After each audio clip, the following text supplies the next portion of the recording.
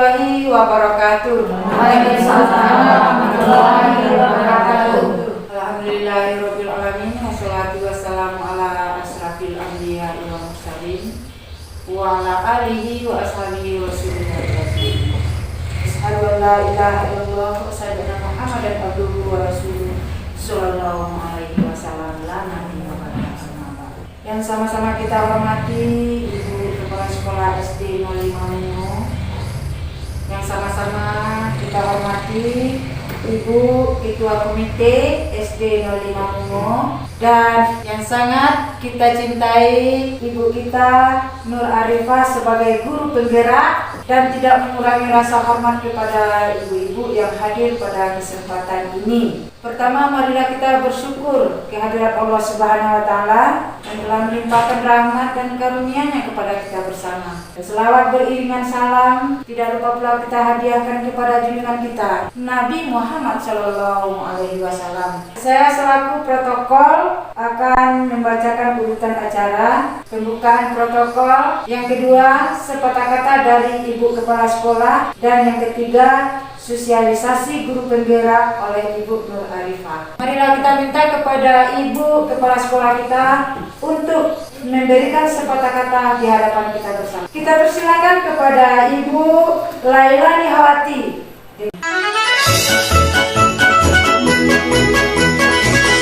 Assalamualaikum warahmatullahi wabarakatuh. Waalaikumsalam warahmatullahi wabarakatuh.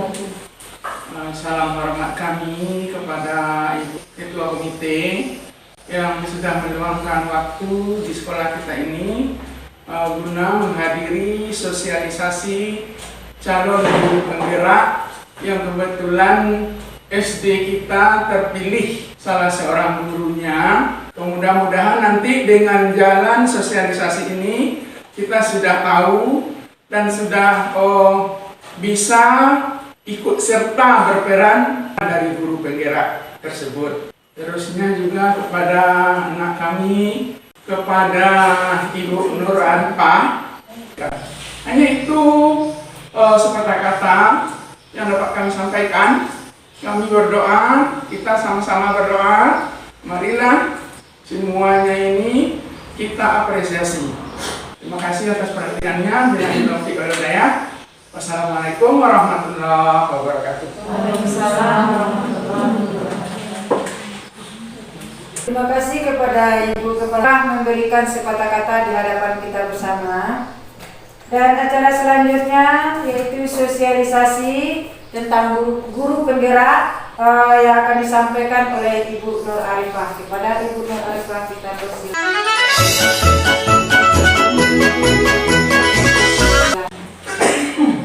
Assalamualaikum warahmatullahi wabarakatuh. Waalaikumsalam warahmatullahi wabarakatuh. Puji dan syukur marilah sama-sama kita ucapkan kehadirat Allah Subhanahu wa Ta'ala yang telah memberikan rahmat dan karunia kepada kita semua, sehingga pada siang ini kita telah berkumpul di ruangan sekolah yang kita cintai ini. Selanjutnya selawat dan salam tidak bosannya kita hadiahkan untuk Nabi kita Nabi Muhammad Sallallahu Alaihi Wasallam. Allahumma sholli ala sayyidina Muhammad wa ala ali sayyidina Muhammad. Yang sama-sama kita hormati Ibu Kepala Sekolah SD Negeri 05 Mungo. Selanjutnya yang sama-sama kita hormati Ibu Ketua Komite SD Negeri 05 Mungo. Dan yang kami muliakan Ibu-ibu Majelis Guru SD Negeri 05 Mungo yang telah berkenan mengikuti sosialisasi program guru penggerak yang kami lalui saat ini. Kami di sini bukan menggurui, bukan mengajar, tapi sekedar bersosialisasi, memberikan apa yang kami peroleh selama 2 bulan. Mudah-mudahan ini dapat membawa kemajuan untuk sekolah yang kita cintai ini. Pertama yaitu filosofi pemikiran Ki Hajar Dewantara dan budaya positif. Bagi ibu-ibu nantinya, kami berharap bukan hanya Nova saja nanti yang menjadi guru penggerak, tapi semua kita kedepannya menjadi guru penggerak.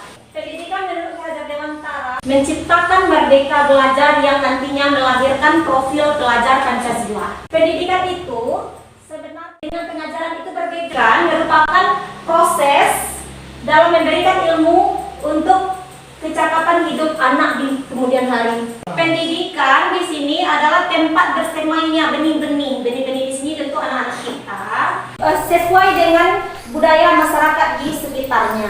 Jadi memiliki keyakinan bahwa untuk menciptakan manusia Indonesia yang beradab, maka pendidikan menjadi salah satu kunci utama untuk mencapainya. Kita kalau berdasarkan pemikiran Ki Hajar Dewantara lebih mengutamakan ke pendidikan, baru pengajaran sekolah. Sedangkan pendidikan itu lebih ke budi pekerti.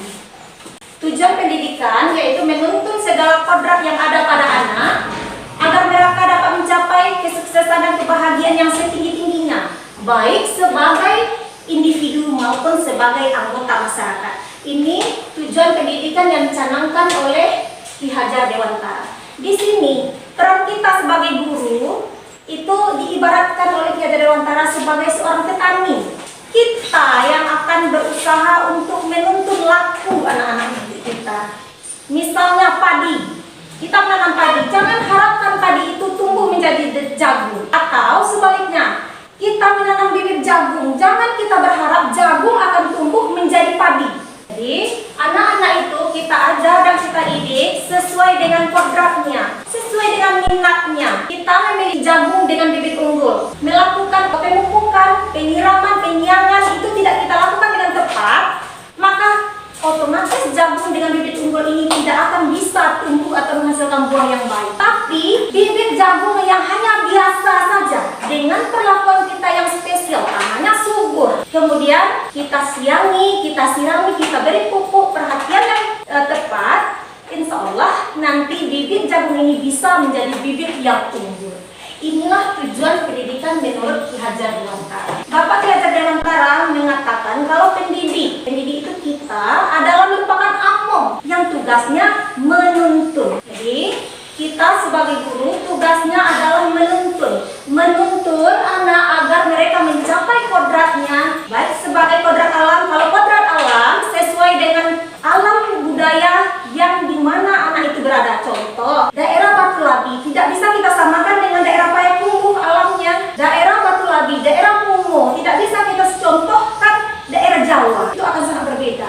Jadi pengajaran itu melihat ke konteks alam dan konteks zaman. Konteks zaman di sini, zaman kita sekolah dulu tidak bisa disamakan dengan anak zaman sekarang. Zaman sekarang zaman teknologi, zaman IT. Anak-anak sudah menguasai berbagai IT dan teknologi sehingga tidak bisa kita menyamakan zaman kita sekolah dulu dengan zaman yang sekarang. Profil pelajar Pancasila ini yang pertama, beriman dan bertakwa kepada Tuhan yang Maha Esa dan berakhlak mulia. Itu profil pelajar Pancasila yang harus dicapai yang pertama kali yang dicanangkan oleh Bapak Menteri. Kemudian, berkebinekaan global, bergotong royong, kreatif, bernalar kritis, dan mandiri. Ini tujuannya nanti anak-anak kita itu kita jadikan seperti ini.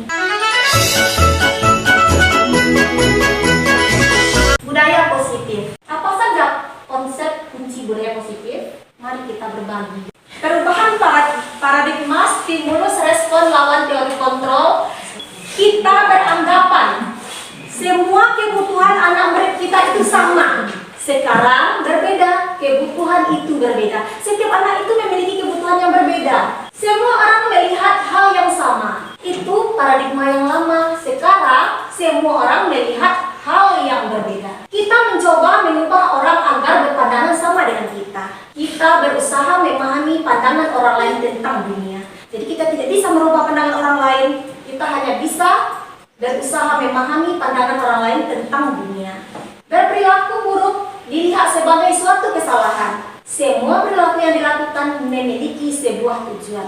Orang lain bisa mengontrol saya. Sekarang ini hanya saya yang bisa mengontrol saya. Saya bisa mengontrol orang lain. Saya tidak bisa mengontrol orang lain. Pemaksaan. Jadi kalau gagal kita paksakan. Saat ini kolaborasi menciptakan pilihan-pilihan yang baru. Modal berpikir menang kalah. Kalau tidak menang kalah. Itu zaman dulu. Kalau saat sekarang modal berpikir menang. Jadi semuanya menang. Ini makna kata disiplin. Kita sering beranggapan kalau disiplin itu adalah peraturan, tata tertib, bahkan hukuman. Oh, menegakkan disiplin seperti ini. Jadi terlambat. Kalau yang datang terlambat dihukum. Nah, itu paradigma lama. Padahal disiplin positif yang dimaksud di sini adalah disiplin diri yang memiliki motivasi internal. Jadi kesadaran dari dalam diri anak itulah atau dari dalam diri individu itulah yang kita tuntut sehingga mereka mampu mendisiplinkan dirinya sendiri. Sebagai pendidik, tujuan kita adalah menciptakan anak-anak yang memiliki disiplin diri sehingga mereka bisa berperilaku dengan mengacu pada nilai-nilai kebijakan universal dan memiliki motivasi intrinsik bukan ekstrinsik. Jadi ini yang ingin kita ciptakan pada anak didik kita. Mereka itu memiliki motivasi dari dalam diri mereka sendiri, bukan karena dari kita, bukan karena paksaan dari orang lain atau pihak lain. Perilaku disiplin ini kita harapkan jadi sebuah kebiasaan pada murid dalam lingkungan kelas, sekolah, hingga dapat menghadirkan sebuah budaya positif. 3 motivasi perilaku. Yang pertama, untuk menghindari ketidaknyamanan atau hukuman. Kadang-kadang anak datang tepat waktu hanya karena menghindari hukuman atau ketidaknyamanan. Karena takut dihukum oleh guru, makanya dia selalu mengerjakan tugas tepat waktu untuk mendapatkan imbalan atau penghargaan dari orang lain. Jadi tujuan di sini juga seringkali kita lihat anak-anak karena ingin mendapat pujian dari guru, ingin mendapat hadiah, ingin mendapat juara untuk menjadi orang yang mereka inginkan dan menghargai diri sendiri dengan nilai-nilai yang mereka percaya. Inilah yang semestinya menjadi acuan kita dalam motivasi perilaku anak didik kita dan juga kita ke depannya. 5 kebutuhan dasar manusia. Yang pertama, cinta dan kasih sayang. Yang kedua, kebutuhan untuk bertahan hidup. Itu apa-apa saja kebutuhan untuk bertahan hidup, makanan, kesehatan, fisiologis, rumah. Kebutuhan kesenangan.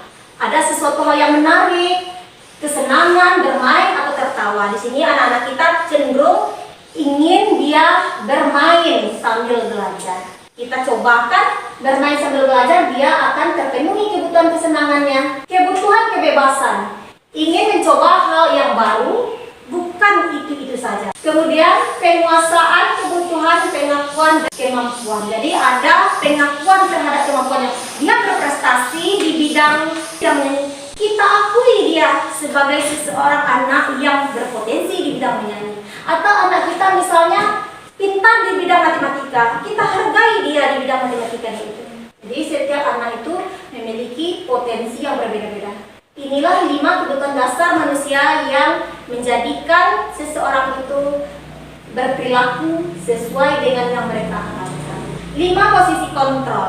Guru sebagai penghukum. Guru seperti ini percaya kalau pelajaran akan berhasil adalah dengan caranya. Jadi ini kita coba berangsur-angsur untuk menghilangkannya. Bukan dengan cara kita, tapi kita yang mengikuti cara anak. Contoh, patuhi saya atau awas. Ini kata-kata seperti ini adalah kata-kata penghukum atau selalu kamu yang berbuat salah. Kata kita menunjuk kepada salah seorang anak. Kemudian membuat orang merasa bersalah dengan suara yang lembut. Di sini guru tidak marah-marah, tapi dia berkata lembut, tapi murid itu merasa saya betul-betul bersalah, merasa tertekan karena merasa berbuat salah. Contoh kalimatnya, ibu sangat kecewa denganmu nak. Atau bagaimana perasaan orang tuamu jika tahu kamu berbuat seperti ini. Posisi teman yaitu menggunakan hubungan baik dan humor dengan contoh kalimatnya, ayolah bantu demi ibu ya. Atau ya sudah, nanti ibu akan menolongmu. Di sini nanti anak akan tergantung kita. Kemudian monitor atau pemantau. Posisi ini menunjukkan tanggung jawab guru mengontrol murid. Jadi kita anak itu seperti diawasi, dimanapun berada seperti dikontrol, diawasi oleh guru. Apa yang sudah kamu lakukan dan apa sanksinya? Nah, seperti itu pertanyaan kita pada anak. Sudah melakukan ini, jadi sanksinya apa? Seperti ini. Jadi anak itu merasa dia selalu kita awasi. Yang paling baik adalah posisi manajer. Di sini mempersilahkan murid untuk mencari solusi dan memperbaiki kesalahannya sendiri. Contoh di sini kalimat pertanyaan, apa yang bisa kamu lakukan untuk memperbaiki kesalahan itu nak? Jadi anak itu berpikir bagaimana dia akan berbuat selanjutnya Keyakinan kelas. Kenapa keyakinan? Karena kalau keyakinan ini timbulnya dari dalam diri anak itu sendiri atau intrinsik. Menyadari dia kalau dia itu betul-betul membutuhkan. Kami sudah mencobakan membuat keyakinan kelas. Keyakinan ini bersifat lebih abstrak dan sifatnya lebih umum atau universal. Hukuman, sanksi, dan restitusi. Hukuman ini bersifat memaksa, tidak terencana dan tiba-tiba. Hukuman bersifat satu arah dari pihak guru kepada murid. Hukuman bisa bersifat fisik atau verbal. Murid merasa disakiti baik oleh perbuatan ataupun dengan perkataan kita. Sanksi atau konsekuensi. Sanksi bersifat terencana dan sudah disepakati. Sanksi bersifat dua arah dari pihak guru dan dari murid. Kemudian restitusi. Murid yang melakukan kesalahan akan diberikan solusi untuk memperbaiki kesalahannya sendiri. Guru memiliki peran kontrol sebagai manajer, di mana murid diberi pilihan memilih sendiri solusi dari permasalahannya tersebut. Segitiga restitusi merupakan cara menanamkan disiplin positif pada murid. Ciri-cirinya, restitusi bukan menebus kesalahan tetapi belajar dari kesalahan. Restitusi memperbaiki hubungan. Jadi di sini dengan adanya restitusi, hubungan kedekatan antara kita dengan murid itu akan terjalin. Anak akan timbul rasa kasih sayangnya kepada kita guru. Karena kita tidak menerapkan lagi hukuman yang memaksa tadi. Restitusi tawaran bukan paksaan. Jadi kita tidak memaksa anak, kita memberikan tawaran. Dan anak sendiri yang memilih apa yang akan ia kerjakan. Restitusi fokus pada karakter bukan tindakan.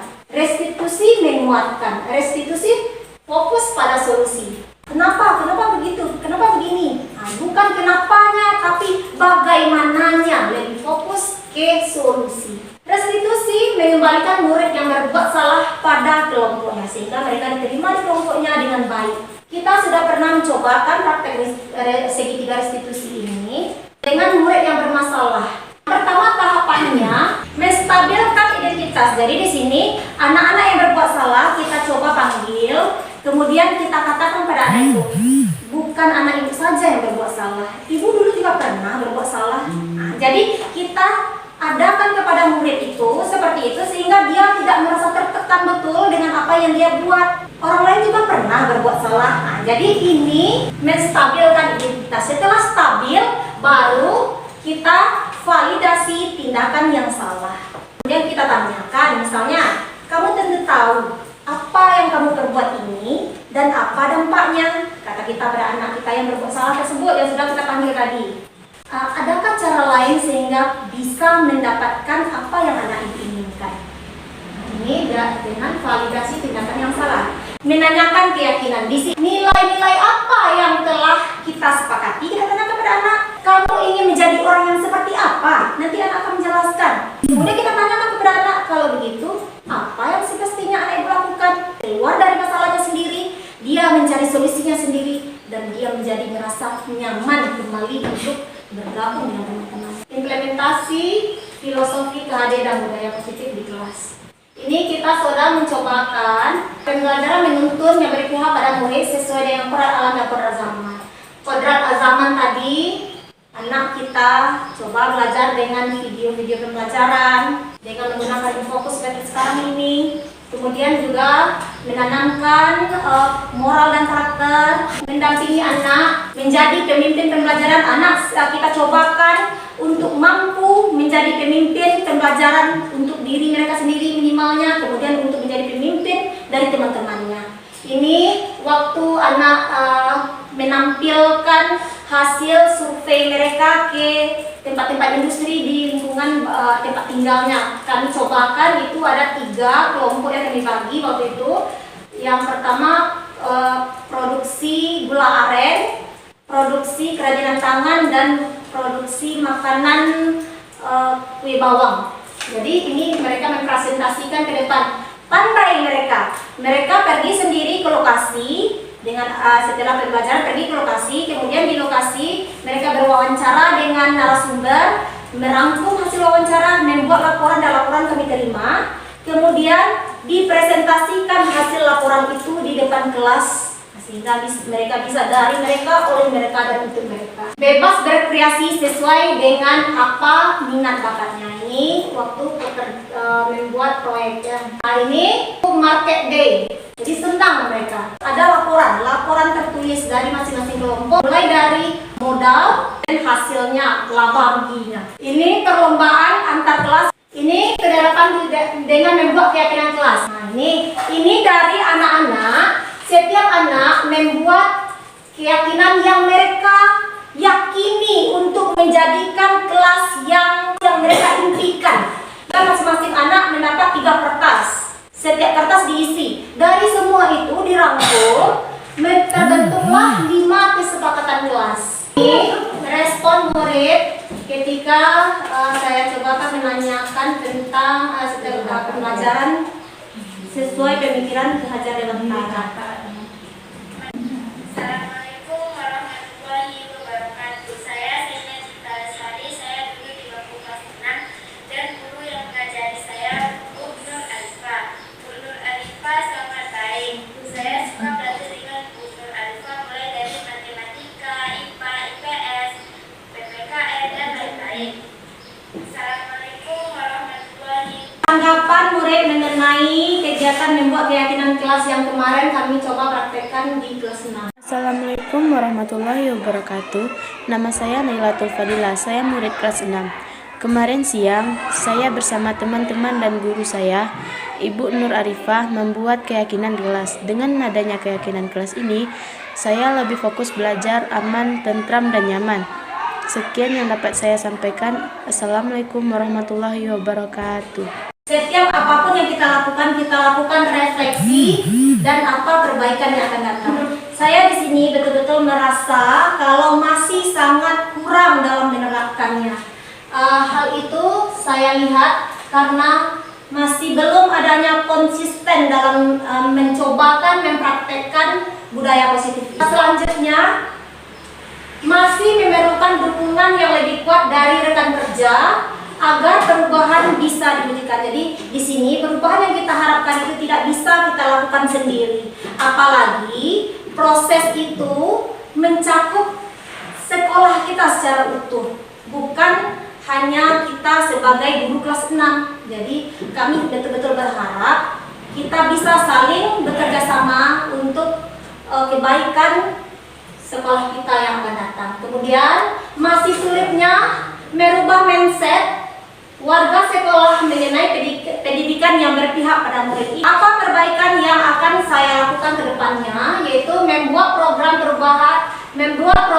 yang berhubungan dengan kegiatan pendidikan yang berpihak pada murid. Jadi ada program, jadi dari program itu kita akan coba berjalan secara perlahan. Lebih konsisten dalam melakukan perubahan dan juga menerapkan budaya positif.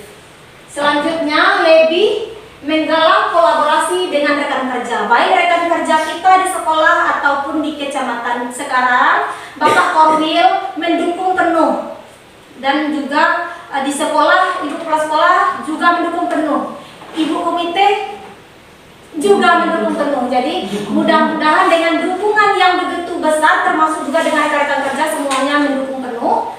Mudah-mudahan apa yang kita harapkan untuk mencapai sekolah impian itu bisa terwujud. Kemudian mengubah mindset semua warga sekolah dengan kegiatan sosialisasi bisa merubah pandangan kita bagaimana paradigma pendidikan di masa yang akan datang. Itu yang dapat kami paparkan. Semoga ada manfaatnya untuk kami sendiri dan juga untuk kita semua. Kalau ada dari ibu yang ragu boleh ditanyakan. Kita diskusi saja, saling berbagi, saling bertukar pikiran. Ya, silakan Bu. Di sini akan saya tanyakan tentang kedisiplinan tadi. Kan kita tidak boleh menghukum, tidak boleh mencantumkan disiplin itu sebagai hukuman. Sebagai hukuman. Nah, bagaimana caranya kita lagi di dalam melaksanakan kedisiplinan ini supaya disiplin itu terjaga? Iya, terima kasih. Terima kasih Bu. Tadi sudah kita coba paparkan tentang dengan menerapkan keyakinan kelas, membuat keyakinan kelas ini. Ini di sini kita mencoba membangkitkan kesadaran dari dalam diri anak itu. Keyakinan kelas di sini ini bukan kata-kata Bu Nova, bukan, tapi anak itu sendiri. Apa yang dia pikirkan untuk kebaikan, untuk menciptakan kelas yang menyenangkan, untuk menciptakan kelas yang mereka impikan. Nah, dari sini nanti secara mungkin awal-awal akan sulit, tapi secara perlahan kita cobakan terus, nanti akan ada hasilnya. Sudah dipraktekkan juga selain dengan disiplin positif ini, dengan segi 3 restitusi. Itu luar biasa hasilnya. Kita cobakan kepada beberapa anak kemarin yang bermasalah, itu aja anak ke ruangan yang hanya kita, jadi secara privat anak itu tidak malu dia dengan teman-temannya atau dengan ibu lain. Jadi kita tanyakan di situ, kita praktekkan segi 3 restitusi di situ dengan langkah-langkah segi 3 restitusi. Kita tanyakan kepada anak itu dulu. Jadi dia sendiri yang berpikir dan keluar dari masalahnya sendiri. Bagaimana Ibu Novianti? Atau mungkin ada masukan dari ibu-ibu lain, kalau bisa ada pengalaman awal, pengalaman awal menurutku berapa bagus juga, kita sharing saja. Kalau ada lain, billahi taufiq wal hidayah. Assalamualaikum warahmatullahi wabarakatuh. Terima kasih. Saya tutup acara ini dengan mengucapkan alhamdulillah. Assalamualaikum warahmatullahi wabarakatuh. Waalaikumsalam.